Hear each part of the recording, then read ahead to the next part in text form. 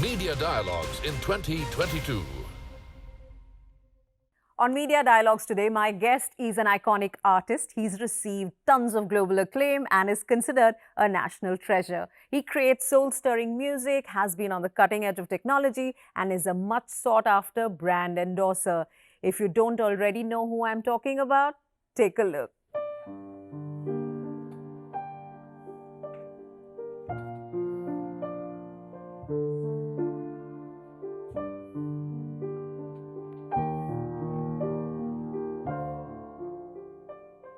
Ladies and gentlemen, on Media Dialogues today, the one and only AR Rahman Unplugged. AR, how are you? I'm very good, thank you. Because this is 2022, the world seems to be getting back towards some semblance of normal, real life the way we know it. How are you? I'm good. I'm a father-in-law now. My daughter's married. It feels pleasant. So all the stages of life that society says we must go through, you're getting towards it, but far from Vanaprastham, right? There's something interesting that you're doing, and this is linked with your desire and your need to want to nurture talent, isn't it? And in a way, give back to the industry, to the pool that you have come from. Yeah, true. I think music doesn't have any walls or barriers. Even making music should be like that. And the 90s was not like that. The 2000s was not like that. But now things have opened up so much.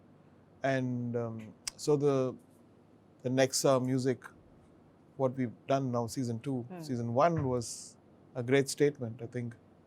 I'm very pleasantly surprised to hear about how the company has also, they talk about percentages, which, awareness about the.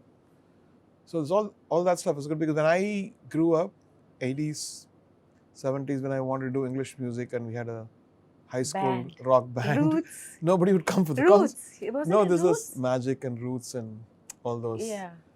And I knew that kids used to play English music, and then there would be like hardly, 30 people sitting here. And if there's any film song happens, there'd be 10,000 people. So that the difference between that and getting 18 million for an English song, You Got Me, is a huge jump, and I'm pleasantly surprised.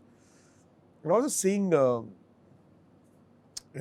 watching Instagram, people putting out their songs and illustrations and poetry, and in India, in English, then you realize what India is going through, a cultural renaissance. And it needs a platform, it needs people to take over and give them that, wings. And that's what I think happened with NEXA. And I think it's just scratching the surface. Season 1 was just scratching the surface. And I believe that season 2, God willing, will be much, much better. Deeper, bigger. And we also had Corona. So yeah. half the things we wanted to do, we couldn't do. I wanted to take them to the Hollywood Bowl and introduce them, and wanted them to perform there and all this stuff. So this is clearly English and Western music and a global platform English is for not Western independent music. artists. So right? English is just a language. Yeah, that's true. I feel like there are more people who want to come, and I think the void is there now. And I just told in the other interview that it's time for India, time for Indian artists. Because their thoughts are so unique, and we come from a place with deep cultural heritage. So I heard you say somewhere that, the exposure that you had after working in LA, working on musicals, or, whether it was Bombay Dreams or even Lord of the Rings, you had you noticed that there is a process of creation and a process of then bringing it out to the world, which is very, very precise, and there is no step that's missed, whereas here we tend to do that. Correct. Tell me more about what is it that you've seen in the approach that's different. For instance, when we do musicals, like whether the Bombay Dreams or Lord of the Rings, and 4 productions which we did, there's always music composed. There's a workshop to check out whether the music is taking the story forward, and what should happen in the sets, what should happen in the design of the stage. All these things, when you do movie music, it should be the same. We should be doing the music fully, and then should check whether it is taking the story forward. And that is one of the steps I feel like some of the stories are here, not only from my movies, but other stories where you hear that, oh, they did this song, they cut off the song later. But meanwhile, you lost around 15 crores or 20 crores worth of material you shot. So you're wasting money. Yeah. But if you can do that before, and I can do all that in the trial period, so you save money, and then the quality of the movie becomes better. So this is one thing which I try to do in my. So we have a previs, we have a workshop, do the music and check out just on the piano and voice and script, and then come back. Might be a good step to do a more profound and more deeper musical subjects. We are so proud of Jugaad, na? So is it something that you think you Jugaad's can great. shake off? I mean, it is good. It helps you. It helps you because, survive. Yeah, here I think so many things our people are amazing. They can pull off anything if you just inspire them, they do. Like I remember I had an accident in Detroit. The stage fell down. And I was thinking, the stage fell down, so they can straighten it up and we have the next concert. I said, no. It's going to take 4 weeks. Yeah. And you have to cancel. I had to cancel all the concerts, and like millions of dollars wasted. And we didn't insure. So it was such a, dodging a bullet in 2010. Yeah. Whereas here, if something like that would have happened, and thankfully nobody died. I think there was a blessing that. Yeah. And here we would have said, oh, let's do it. Let's get this other company to do it. You would be up and running. We would have been up and running. The next day we would have been up. That's what India is, and I'm proud of it. At the same time, to do greater things, you need to go through workflow. You need to go beyond that to be able to just survive, right? If you want to do greater things. Yeah. Tell us a little bit more about the kind of talent that you saw in season 1 in English language, and what your expectations are. Because this is not just singing talent, so it's not just singers. Because in India, we have such a rich tradition of scouting for the singer, but the composer, musicians, they are not scouted for with that kind of intensity at all, isn't it? Yeah, I think some of the writers, like, one of the writer from Nagaland, Jonathan, his lyrics, he was stunned by the expression, what he came up with, some of the words. The Nisa Shetty in her performance, how you can put her on the biggest stage and she'll, sing like a Beyonce. And the other bands. So then you realize actually that the time has come for India. So when you look at someone like a Pratik Kulat and how he's emerged, how did he find that platform? 2015, I remember putting it on Facebook. That you check out this guy. Check out this guy. Yeah. So then I went back and checked. This is the same guy. Yeah, same guy. And so it's nice. He's creating a vibe. He's fighting across all the clutter of film music or anything, but still having, and it's got his own following. That's great. And it's in English and Hindi, So if there's opportunities that existed when you had started out, do you think it would have been the film industry's loss? I was so lucky. I'm still so lucky with the grace of God. I think getting somebody, one of the world's best directors, visionaries, who can transform a normal mind to extraordinary mind is Mani Ratnam. Yeah. And so that's the thing I've learned from him, and that it's not the people, it's leadership which can change people, which can make an ordinary person, a sculptor, an artist, a painter, a Da Vinci, and that's when you realize you don't know. That's possible abroad. It's not possible here. Those excuses went off from my vocabulary. If there's a guitar player says I can't play, so wait. Let's start. You take 2 days, it's fine, but we need to get there. So the step and the workflow, all that thing changed within me. That there's no negative approach in anything. That you want to do something, you can do it. If at that time when you were starting out, and this was a wonderful thing that happened, that Mani sir came into your life and you did Roja, but if you had managed to keep that band going, do you think it would have, and with your affinity and deep interest in Western music, Western classical music, do you think it would have been the film industry's loss? Do you think you may have pivoted away? I can't predict, or I can't do it's a bit unfair, I guess. I think to achieve greatness, you should have a singular vision. You need to have, a great team. You can listen to them, but singular vision. And first of all, you have to be pure in your mind. You have to noble thoughts, and that singular vision drives everything. Suppose if one person does a great job and the other person doesn't do, it brings the whole thing down. So even if you need to take time and then you do single. So for that, I had a great band. I was playing in a great band, but I was just one among them. But when I became a composer and had my own studio, I could define what the sound should be. I could define the performance. I could redo things till I was satisfied. And I had a team, quality control, which is the director, who says that this sounds great, or it could be better, or this sounds great already, you know. So it was just a very, very, very small team, you know. And there's a very inspiring engineer like Sridhar was there with me. And not just an engineer, there was, you know, you play, listen to music together, we'll go for movies together, hang out. So the whole of 90s was defining that sound was just singular vision. So that is necessary to do great things, because when you tell an idea to other people, they all come with, they would never understand one person's vision. They would bring it down. Like, no, I don't think it'll work. I don't think people will listen to it. But if you take the bullet, if I'll take the responsibility of failing, it's fine, but I want to do this way. Like even when I built the studio in the farm, almost my whole staff and family said, why you're crazy, what? Nobody's going to come. It's going to take 1 hour to reach that sound stage which you built with containers. I said, no, I just want to build it. So when it exists, people know that it exists and they will come. So now that's happening. My daughter's reception happened there, and another one's going to happen there.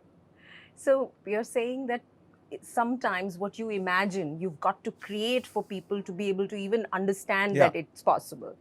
Tell me, you've been at the forefront of the digital world, you know, whether it's, I mean, you managed to create your music using whatever technology has offered you.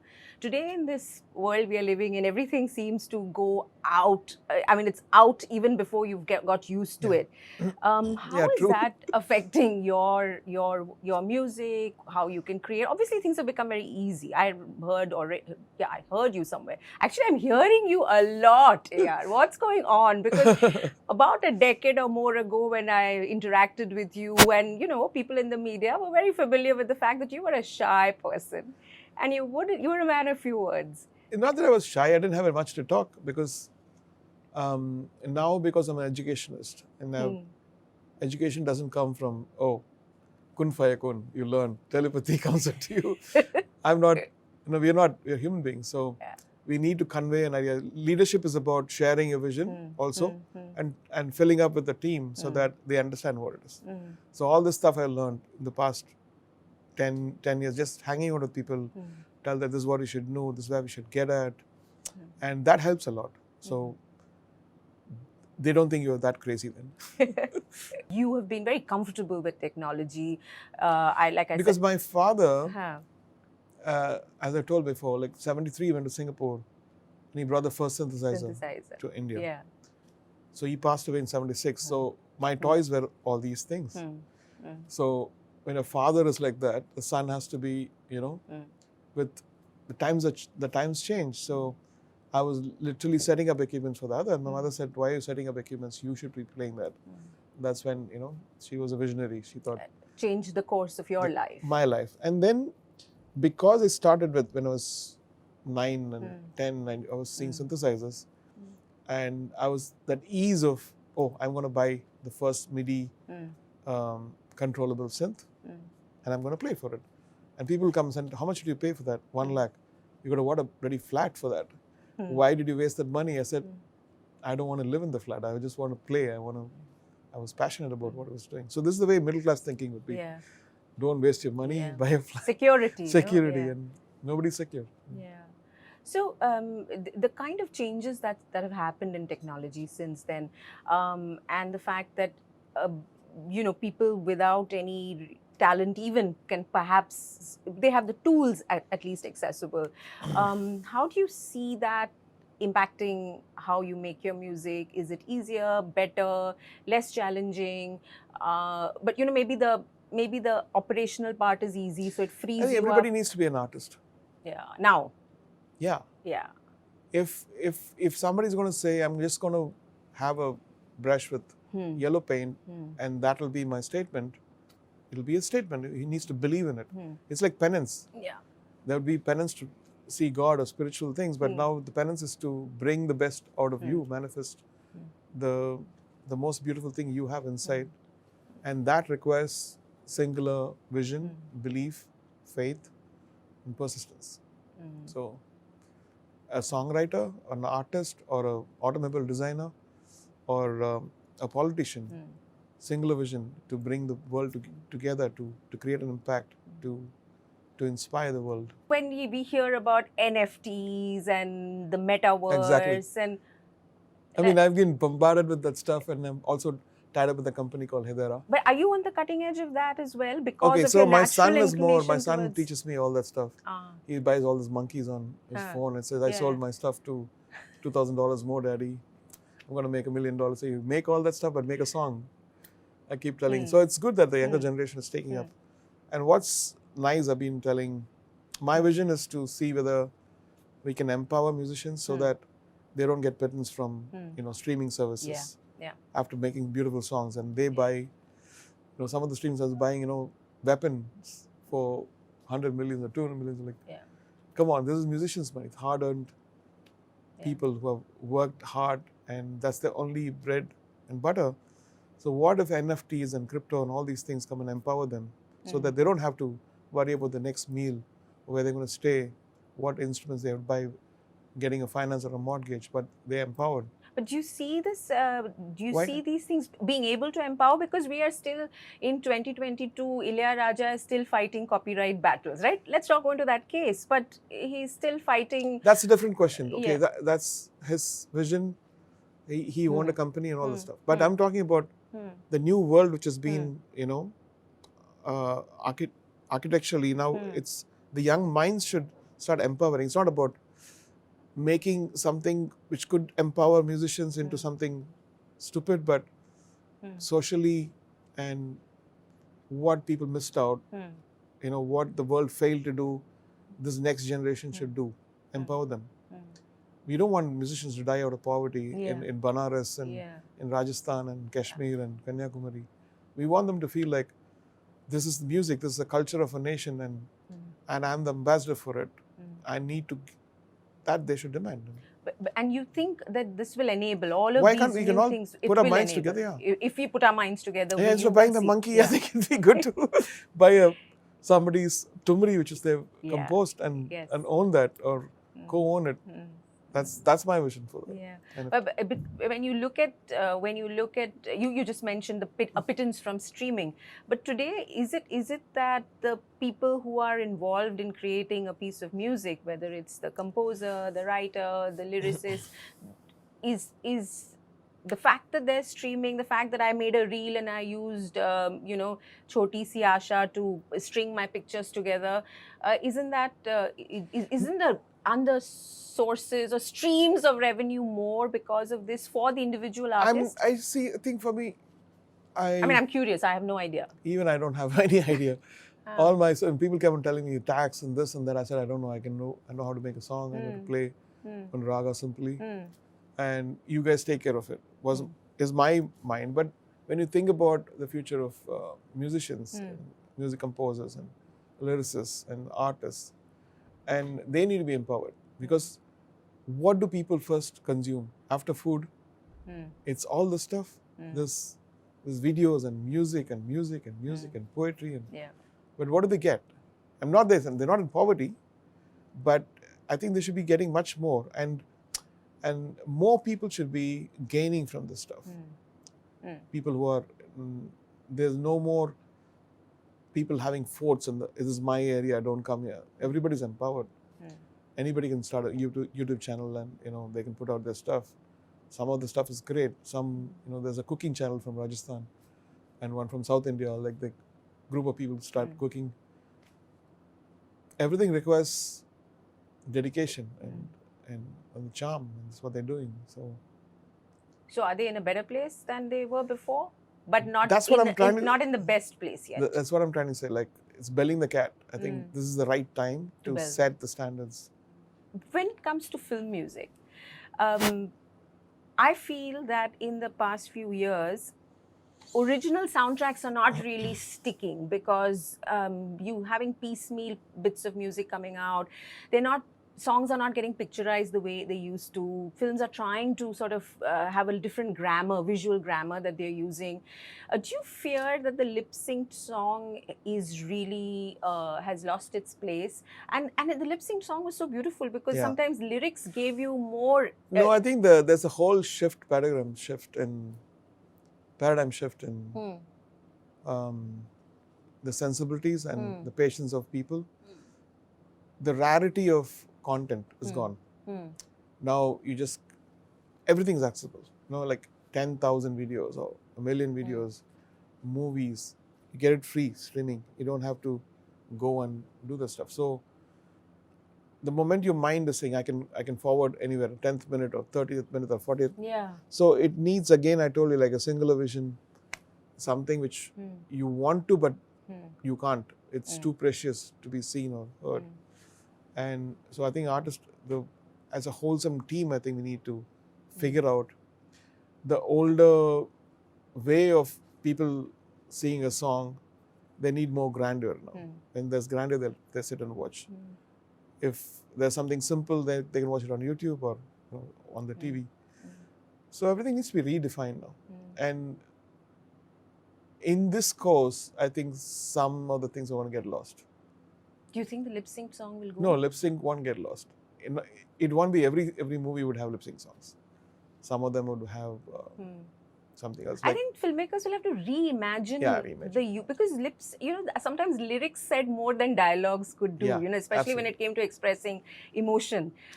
So yeah, I hope it never. That's one of the reasons why I did Heropanti, because they wanted songs, they wanted choreography, and it's a fun movie. Yeah. You're not getting a great moral or something, but it's fun. And so my satisfaction of doing the movie with that team was, I'm very happy. Because of that. Because you see the songs are everywhere. Yes. Whether they're trolling it or whether they're liking it or they're loving it, it's there. Do you get trolled at all? Of course, everybody has the right to troll everyone. Yeah, but do you? Because you were like our, like a national treasure, right? You Really? are a national treasure. Of course, come on. So do you get trolled? Yeah, I think people are nice, and now there are factories of media factories doing stuff, hate factories happening. Yeah. I'm not just. It's an income for people. Yeah.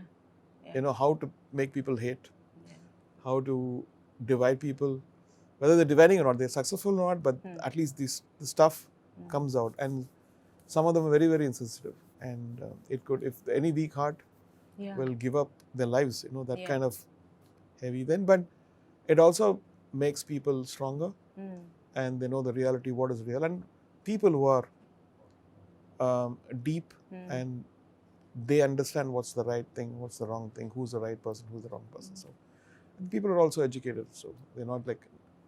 The times we live in today, is that good for an artist? How does it impact an artist, the kind of socio-political, economic, health? I mean, we've been traumatized over the last 2-3 years on all these fronts. See, the thing is, life is a blessing, and whatever happens, we have to take it in the positive way. We have to think about worse situations. Can you look at a war-torn zone and people being torn away, husbands getting killed, wives getting killed, children getting killed?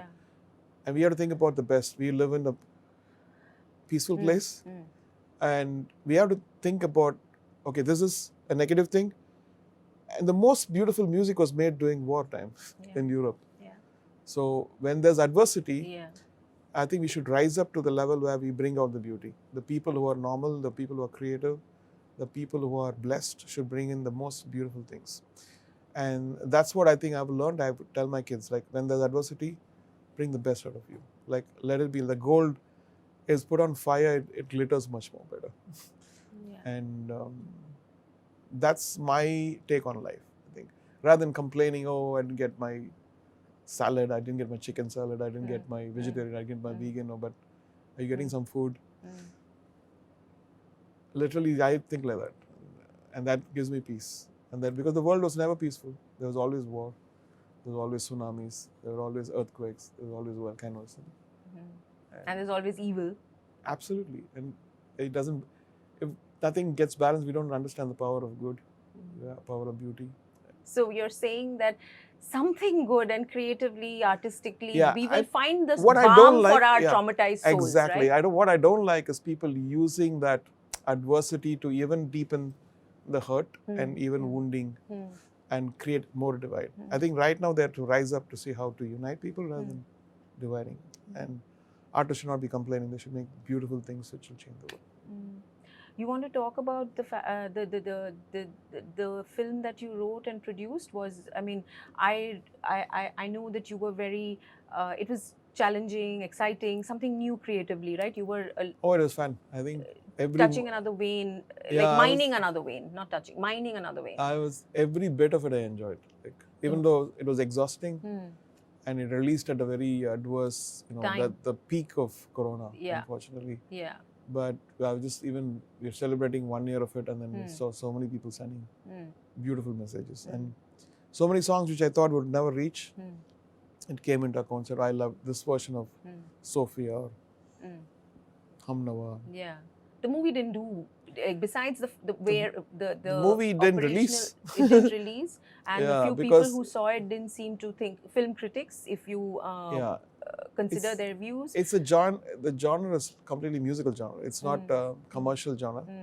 It is my vision for the movie was to do something music oriented, and also bring in the challenges which a musician faces. Many films suffered during the Corona time. They didn't have release. Does the experience make you want to try your hand more at this? It needs more time. So once I finish all there are many producers who want to do many things with me. But I said, let me finish all this 17 movies I have. 17 movies. Something like that. It all piled up like that. So I'll finish that stuff. But 2 years of the lockdown and the fact that you had time to you were confined to a place, so no concerts, no travel. That's one of the reasons I said I'll do it. And some of the producers whom I know for like 20 years. So you can't say no. You have to do 2 movies. Like, yeah. Said, okay, I'll do 1. No, I have to 2. And I said, okay.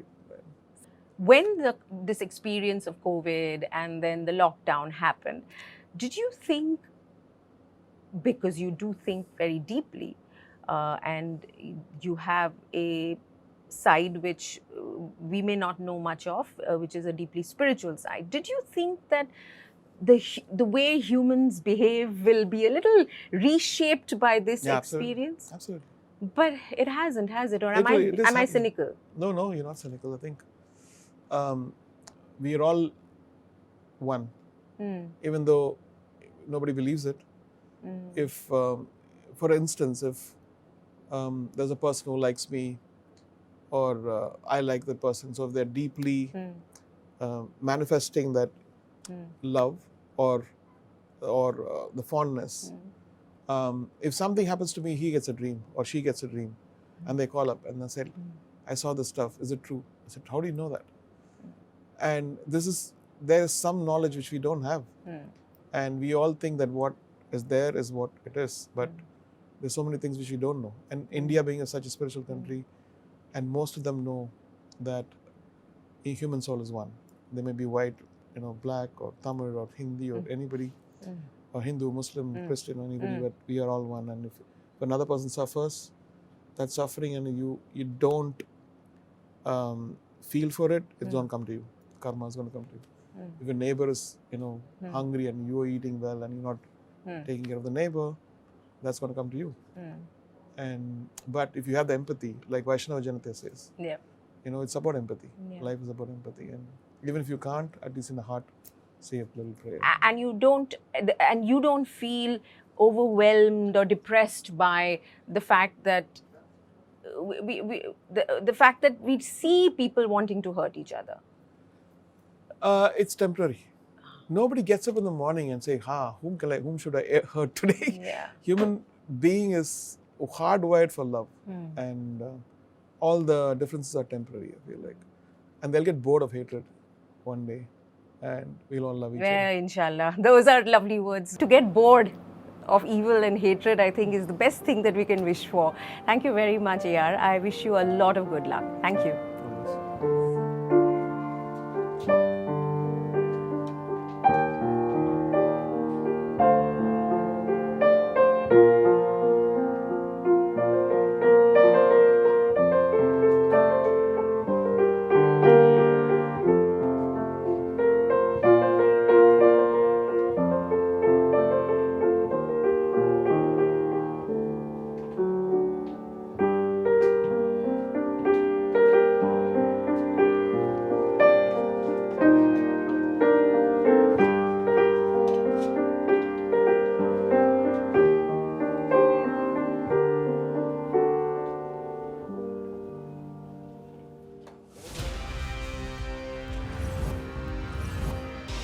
Media Dialogues in 2022.